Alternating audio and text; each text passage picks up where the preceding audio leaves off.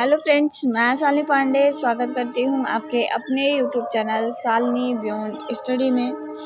आज बात कर रहे होंगे 4.3 के बारे में, जो कि evaluation of speech in term of voice articulation and suprasegmental है हमारा।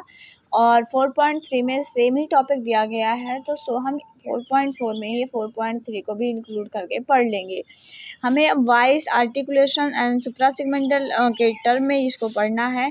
आप क्लियरली देख पा रहे होंगे। अगर हम बात करते हैं तो वॉइस जो होता है, वॉइस हमारा जो है वो हमारा एक इसके अंतर्गत आता है, नॉन सेगमेंटल के अंतर्गत।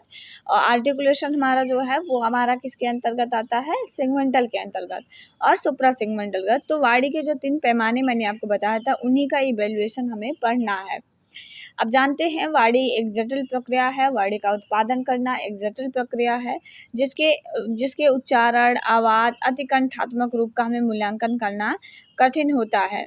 अतः श्रवण दिव्यांग बच्चे या किसी भी सामान्य व्यक्ति या बालक की वाणी में पाई जाने वाली उपयुक्त गुणों का मूल्यांकन हम 2 लेवल से करते हैं। मतलब 2 लेवल हैं जिनके आधार पर हम बच्चे की या किसी भी व्यक्ति की वाणी का इवेल्युएशन करते हैं, उसका हम मूल्यांकन करते हैं।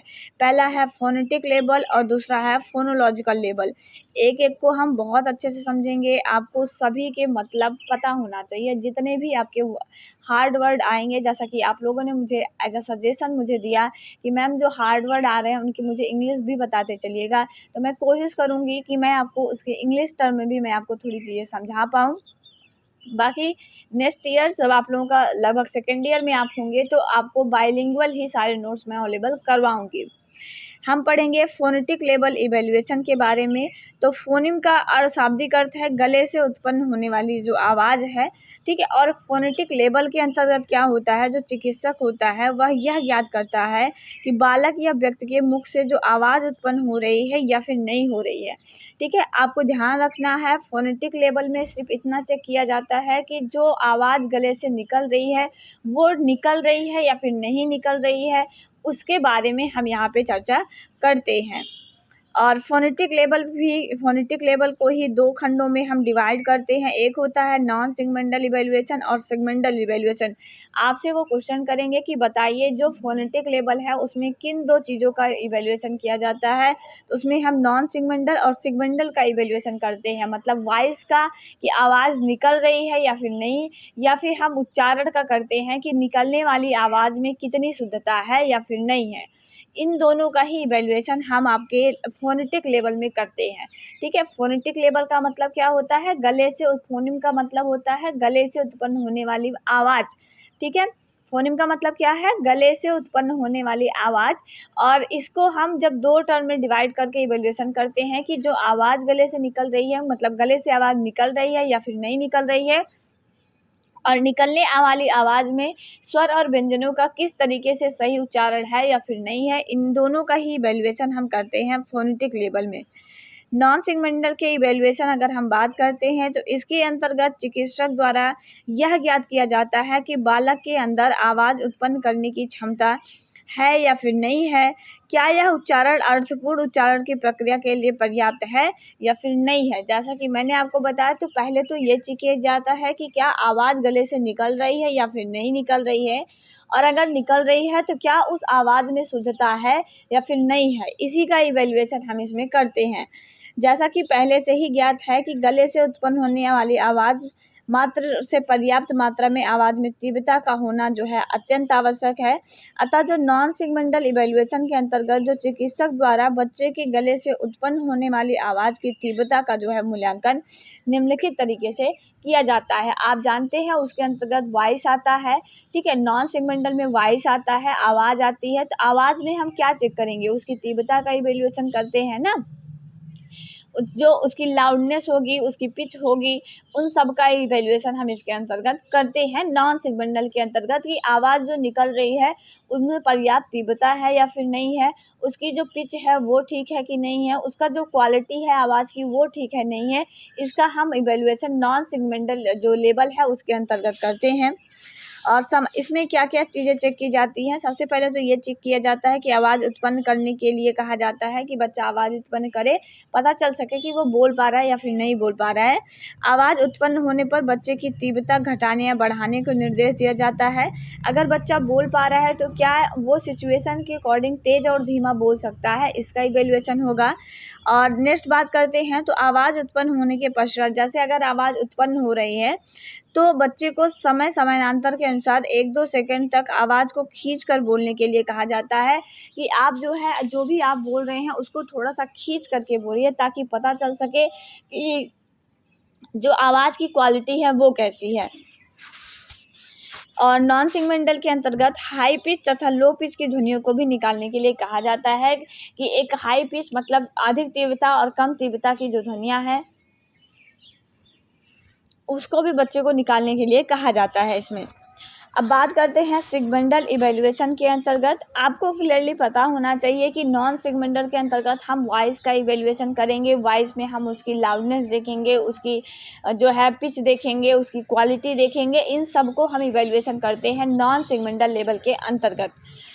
और जो आपका सिगमेंटल होता है इसके अंतर्गत चिकित्सक द्वारा यह मूल्यांकन किया जाता है कि बालक के मुख से निकलने वाली ध्वनियों में जो अक्षर उत्पन्न करने की क्षमता है या फिर नहीं है, मतलब बच्चा जो बोल रहा है वो सार्थक है या फिर नहीं है, व्यंजन एवं स्वरों का उच्चारण सही ढंग से कर पा रहा है या नहीं कर पा रहा है, उसका इवैल्यूएशन हम सिगमेंटल के अंतर्गत करते हैं।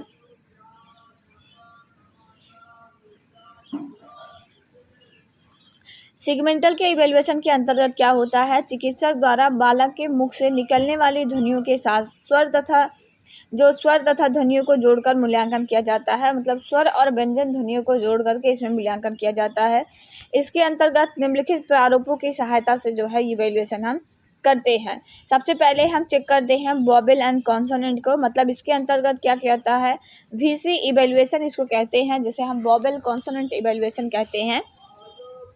इसके अंतर्गत चिकित्सक द्वारा यह ज्ञात किया जाता है कि बच्चों के मुख से निकलने वाली ध्वनियों में जो वोवेल और कॉन्सोनेंट से जोड़कर उच्चारण करने की क्षमता है या फिर नहीं है, मतलब बच्चा वोवेल और कॉन्सोनेंट को जोड़ करके उच्चारण कर पा रहा है या फिर नहीं कर पा रहा है। जैसे लिखा जाता है ईख, तो क्या बच्चा ई और ख दोनों का सही ढंग से उच्चारण कर पा रहा है, मतलब पहले वोवेल और बाद में कॉन्सोनेंट को जोड़ करके क्या वो उच्चारण कर पा रहा है। उसके बाद चेक किया जाता है कि क्या आगे अगर वोवेल कॉन्सोनेंट आ रहा है और पीछे वोवेल आ रहा है तो क्या उसका भी उच्चारण बच्चा कर लेगा। अलग अलग टर्म में इवैल्यूएशन किया जाता है। इसके अंतर्गत चिकित्सक द्वारा जो मुंह से निकलने वाली ध्वनियाँ हैं उनमें कॉन्सोनेंट और वोवेल को जोड़ करके इवैल्यूएशन किया जाता है। जैसे माँ हो गया, ठीक है, जाओ हो गया, तो इस तरीके से जैसे जाओ लिखा है, ठीक है, मतलब पहले कॉन्सोनेंट आएगा फिर वोवेल आता है, और जैसे उसमें बात करते हैं तो पहले वोवेल आता है बाद में कॉन्सोनेंट होता है, इस तरह से इवैल्यूएशन किया जाता है। फिर ये चेक किया जाता है कि क्या अगर आगे कॉन्सोनेंट है, पीछे कॉन्सोनेंट है, बीच में वोवेल है, तो क्या बच्चा उसका भी उच्चारण कर पा रहा है। इसके अंतर्गत क्या चेक किया जाता है कि जो चिकित्सक है उसके द्वारा मुंह से निकलने वाली ध्वनियों के साथ साथ जो कॉन्सोनेंट वोवेल और कॉन्सोनेंट को जोड़कर उच्चारण करने की प्रक्रिया का मूल्यांकन किया जाता है। क्या बच्चा कॉन्सोनेंट वोवेल और कॉन्सोनेंट फिर कॉन्सोनेंट आ रहा है तो क्या उसको भी उच्चारण कर लेगा। जैसे काम लिखा है, नाम लिखा है, ठीक है, दाम लिखा है, तो इस तरीके से अलग अलग वर्ड्स का जो है इवैल्यूएशन किया जाता है। अब आता है कि एक आपने पढ़ा फोनेटिक लेवल और आप दूसरा पढ़ लेंगे फोनोलॉजिकल लेवल, ठीक है। तो फोनोलॉजिकल में क्या होता है, दिव्यांग बच्चे के साथ सामान्य बच्चे की मौखिक संप्रेषण का मूल्यांकन किया जाता है। मूल्यांकन के दौरान चिकित्सक द्वारा यह ज्ञात किया जाता है कि सेवार्थी को मौखिक उच्चारण के साथ साथ वाक्यांश बनाने में किसी प्रकार की कठिनाई या बाधा तो नहीं उत्पन्न हो रही है। देखिए, जो फोनोलॉजिकल लेवल होता है इसमें चेक किया जाता है कि बच्चा सेंटेंसेस को सही ढंग से क्रम से लगाकर बोल पा रहा है या फिर नहीं बोल पा रहा है। फोनेटिक लेवल में हम अक्षरों का करते हैं कि मुंह से निकलने वाली जो आवाज़ है, मुंह से निकलने वाली जो वॉइस है वो क्लियर है या फिर नहीं है। उसके बाद उसमें स्वर और व्यंजनों को बच्चा ठीक ढंग से उच्चारित कर पा रहा है या नहीं कर पा रहा है। और फोनेटिक मतलब फोनोलॉजिकल लेवल में हम ये चेक करते हैं कि बच्चा वाक्यांश को बनाने में किसी प्रकार की कोई कठिनाई या कोई बाधा का अनुभव तो नहीं कर रहा है, इसको हम इसके अंतर्गत चेक करते हैं। सर्वप्रथम जो चिकित्सक द्वारा जो सेवार्थी की उम्र एवं पूर्व भाषाई कौशल को ध्यान में रख करके flash card, picture, chart paper, story book को दिखाकर इनिशियली पिक्चर बुक तथा फाइनल स्तर पर स्वयं एवं व्यंजन ध्वनियों का ये है मूल्यांकन किया जाता है। इसमें अलग अलग तरह के चार्ट के थ्रू जो है बच्चों को अलग अलग तरह के वाक्यांश को जो है उसका इवैल्यूएशन करते हैं।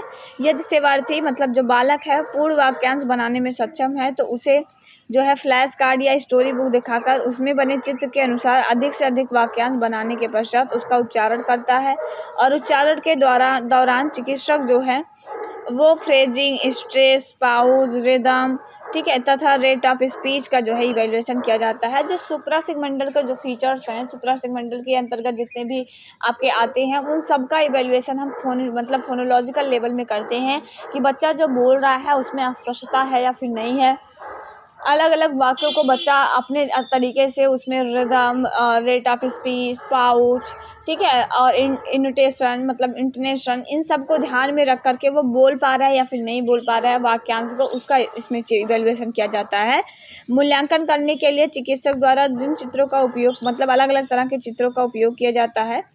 फोनोलॉजिकल लेवल के अंतर्गत मुखीय मूल्यांकन के सक्रिय एवं सक्रिय अंगों का जो रचनात्मक मूल्यांकन है वो किया जाता है। इसमें देखा जाता है कि ओठों का गोलाकार मतलब जो ओठ हैं वो मुड़ते वक्त बोलते वक्त क्या गोलाकार स्थिति में दिखाई देते हैं या फिर नहीं देते हैं। ओठों का सही ढंग से अगर बंद हो रहा है या फिर नहीं हो रहा है। दांतों के बीच में अधिक रिक्तियाँ तो नहीं है, ठीक है, रिक्त स्थान होना, ये सारी चीज़ें चेक की जाती हैं। और जीभ का अधिक छोटा तो नहीं है, कठोर ताल में कोई छिद्र तो नहीं है, नरम ताल जो है वो कठोर तो नहीं हो गया है। तो इन सब का इवैल्यूएशन जो है हम इसके अंतर्गत आपका करते हैं। तो अब यहाँ से हम पढ़ेंगे यूनिट 1.5 को हम यहाँ से हम 4.5 को पढ़ रहे होंगे, ठीक है। ये 4.7 लिखा है जबकि ये 4.5 है आपका। और जो कि हमारा है profiling in speech of student in classroom, मतलब कक्षा में विद्यार्थियों के वाणी विवरण का हमें प्रारूप पढ़ना है। तो देखिए ये क्वेश्चन बहुत ही कम पूछा जाता है। अगर आप देखेंगे तो आपको ना के बराबर, मतलब मैं ऐसा कह सकती हूँ, मैंने प्रीवियस ईयर बहुत सारे पेपर देखे तो उसमें बहुत कम क्वेश्चन जो है यहाँ से बनता है। फिर भी अगर मैं आपको पूरा करवा रही हूँ यूनिट बाय यूनिट तो मैं आपको ये ज़रूर करवाऊँगी, लेकिन मैं आपको बता रही हूँ कि ये बहुत ज़्यादा मतलब इम्पोर्टेंट नहीं है बहुत ज़्यादा। ये देखिए, एक श्रवण दिव्यांग बच्चे को जो है वो कक्षा में पढ़ाते वक्त, जब कक्षा में पढ़ाया जाता है तो अध्यापक की अत्यधिक कठिनाइयों का सामना करना पड़ता है। एक बच्चे का प्रोफाइल तैयार करना है, ठीक है, एक हियरिंग इम्पेयरमेंट बच्चे का प्रोफाइल किस तरीके से क्लासरूम में तैयार किया जाएगा वो हमारा मेन टॉपिक है। आप जानते हैं कि एक बच्चा है जो कि नहीं बोल पा रहा है, नहीं सुन पा रहा है, तो टीचर को उस बच्चे के साथ समायोजन करने में, उस बच्चे को टैकल करने में बहुत सारी कठिनाइयों का जो है वो सामना करना पड़ता है। क्योंकि जो बाल्य अवस्था से ही मतलब बचपन से ही अगर बच्चा बाह्य वातावरण की ध्वनियों को न सुनने के कारण उसके मुखीय मुख गुहा के अंगों के साथ श्वसन दर में भी जो अनियमितता जो है वो उत्पन्न हो जाती है। बच्चे की वाणी उत्पादन के साथ साथ बच्चे को श्वसन प्रक्रिया में भी आपको परिवर्तन देखने को मिल जाता है। अतः कक्षा में वाणी विवरण का जो प्रारूप बनाने के लिए छात्र तथा अध्यापक के बीच आपसी सामंजस्य का जो है वो होना बहुत ज़रूरी है कि छात्र और बच्चा दोनों के बीच में आपसी जो सामंजस्य है वो हो। सर्वप्रथम जो अध्यापक द्वारा छात्रों के पूर्व ज्ञान को ध्यान में रख करते हुए मुखी मुख गुहा के सक्रिय तथा निष्क्रिय अंगों के आपसी सहयोग से निकलने वाली ध्वनियों का चुनाव किया जाता है। जब हम बच्चे का एक प्रोफाइल तैयार करते हैं, बच्चे की कक्षा में एक पूरा प्रोफाइल तैयार किया जाता है तो उसमें ध्यान रखा जाता है कि बच्चे के जो सक्रिय तथा निष्क्रिय अंग हैं जो बच्चे को बोलने में सहायता करते हैं उन सभी अंगों का ठीक ढंग से इवैल्यूएशन के साथ उनका प्रोफाइल तैयार किया जाता है। इसको तैयार करने के निम्नलिखित चरण होते हैं।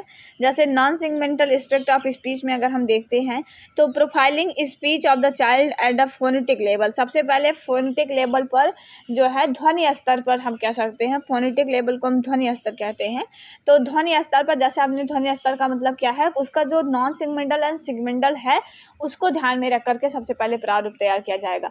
सुप्रा सेगमेंटल को बाद में ध्यान रखा जाएगा। सबसे पहले जो प्रारूप तैयार किया जाएगा वो इस आधार पर किया जाएगा कि बच्चे के मुंह से आवाज़ निकल रही है या फिर नहीं निकल रही है, और जो वो निकल रही है आवाज़ उसमें स्पष्टता है या फिर नहीं है, उसको चेक किया जाता है।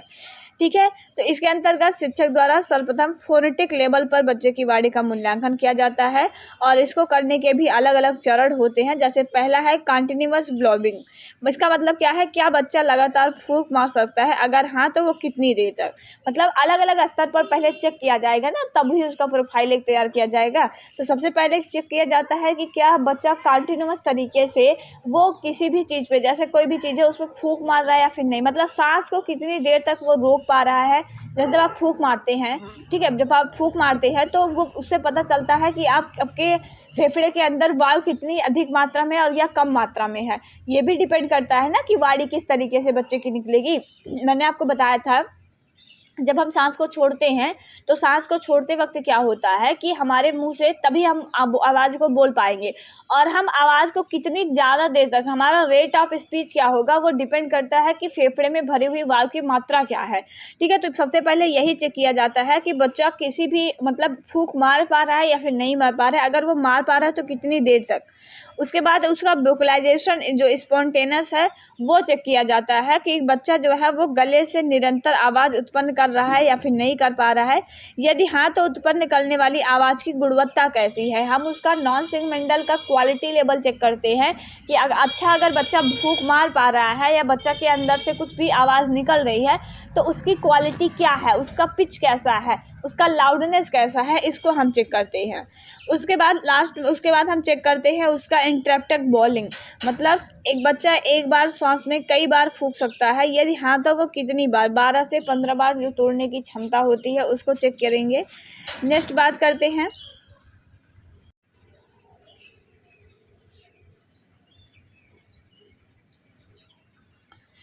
उसके बाद आपका आता है वोकलाइजेशन हम डिमांडेड। एक मतलब इसमें क्या चेक किया जाता है कि एक बच्चा अध्यापक के साथ आवाज़ को दोहराने में सक्षम है या फिर नहीं है। मतलब जो उसका वोकलाइजेशन है, आवाज़ को दोहराने की जो क्षमता है बच्चे के अंदर है या फिर नहीं है, तो इसको हम चेक करते हैं। उसके बाद उसका आपका सस्टेंशन वोकलाइजेशन होता है, मतलब ब्रीफ वोकलाइजेशन को जो है उसमें चेक किया जाता है कि जो बच्चा है वो थोड़े समय अंतराल में अत्यधिक मात्रा में आवाज़ को उत्पन्न कर सकता है। यदि हाँ तो क्या वो 1-2 सेकंड में कितना आवाज़ उत्पन्न कर पाएगा, यदि है तो 1-2 सेकंड में वो कितना आवाज़ को उत्पन्न कर सकता है, मतलब बच्चा कितनी देर तक आवाज़ को उत्पन्न कर सकता है उसको चेक किया जाता है। बच्चा कितनी देर तक अध्यापक के मतलब बच्चा अध्यापक द्वारा बोले गए आवाज़ को दोहरा पाने में सक्षम है या फिर नहीं सक्षम है, इस आधार पर अलग अलग लेवल्स पर जो है वो चेक किया जाता है। उसके बाद उसका ये vocalisation of the 3 second duration in the आपका लाउड मतलब लाउड वॉइस, इसके बारे में चेक किया जाता है कि बच्चा जो है 3 सेकंड में बहुत तेज़ बहुत धीमी आवाज़ को, मध्यम आवाज़ को उत्पन्न कर सकता है या फिर नहीं कर सकता है।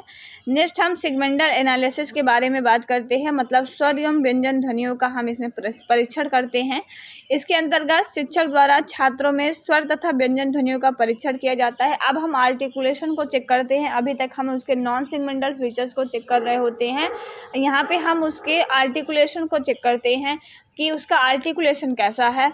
अर्थात शिक्षक द्वारा स्वर तथा व्यंजन ध्वनियों में बने शब्दांश तथा वाक्यांश का परीक्षण किया जाता है।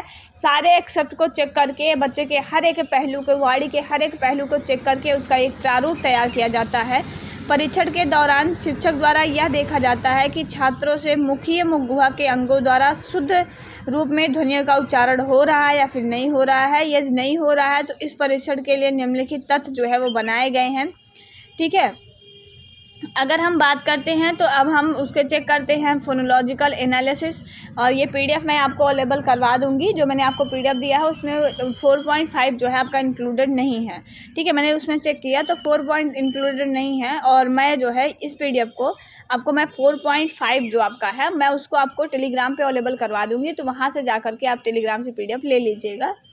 और फोनोलॉजिकल लेवल में हम वाणी गुणवत्ता का आकलन करते हैं, मतलब इसके अंतर्गत शिक्षक द्वारा छात्रों में स्वर तथा व्यंजन ध्वनियों का परीक्षण किया जाता है। परीक्षण के दौरान शिक्षक यह देखता है कि छात्रों के मुखी मुखगुहा के अंगों द्वारा शुद्ध रूप में ध्वनियों का उच्चारण हो रहा है या फिर नहीं, मतलब बच्चा सही तरीके से बोल पा रहा है, उसके अंदर ध्वनियों का उत्पादन हो रहा है या फिर नहीं हो रहा है, इसको हम इसके अंतर्गत चेक करते हैं। और इसके अंतर्गत हम मुखगुहा से 2 तरह के परीक्षण करते हैं। पहला है सुप्रासेगमेंटल फीचर्स का असेसमेंट हम करते हैं। मतलब इसके अंतर्गत शिक्षक द्वारा छात्रों में पाए जाने वाले जो सुप्रासेगमेंटल के गुण हैं उसका इवेल्युएशन किया जाता है। स्पीच कैरेक्टरिस्टिक्स का हम असेसमेंट करते हैं। इसके द्वारा शिक्षक द्वारा वाणी की गुणवत्ता व निपुणता का मूल्यांकन किया जाता है। मूल्यांकन के दौरान यह देखा जाता है कि जो मुख से निकलने वाली ध्वनियों में स्पष्टता, लचीलापन तथा रेट ऑफ स्पीच जो है वो समान तरीके का है या फिर नहीं है। मतलब ये सब चीज़ें हम चेक कर, जो सुप्रासेगमेंटल के जितने फीचर्स हैं जैसे रिदम है, इंटोनेशन है, ठीक है, और रेट ऑफ स्पीच है, सारी चीज़ों को हम इसमें चेक करते हैं। सारी चीज़ों को चेक करके उस आधार पर हम बच्चे की एक प्रोफाइलिंग जो है वो क्लासरूम में बनाते हैं। तो ये आपका पूरा था यूनिट 4.5 और ये इस तरीके से आपका पूरा 4 यूनिट मेरी तरफ से कंप्लीट कर दिया गया है। और 5th यूनिट भी मैं आपको शाम तक या जो है मैं सुबह तक जो है आपको अवेलेबल करवा दूंगी, और जो क्वेश्चन है वो मैं आज ही आपको जो है अवेलेबल करवा दूंगी। बस आप लोगों का एक ही काम है कि प्लीज़ शेयर ज़रूर करिएगा अपने दोस्तों के साथ, और चैनल को अगर नए हैं तो सब्सक्राइब भी ज़रूर कर लीजिएगा। और बाकी के जो यूनिट हैं वो करा दिए गए हैं, अगर आपने नहीं देखा है तो एक बार देख कर ज़रूर जाइएगा। और परीक्षा देने के बाद अपना फीडबैक आकर के मुझे ज़रूर दीजिएगा, ताकि मैं पता चल सके कि मैं सही दिशा में वर्क कर रही हूँ या फिर नहीं कर रही हूँ। जहाँ पे त्रुटियाँ रहेंगी उसको सुधार किया जाएगा। मिलेंगे नेक्स्ट वीडियो में। अपना ध्यान रखिएगा। जय हिंद, वंदे मातरम।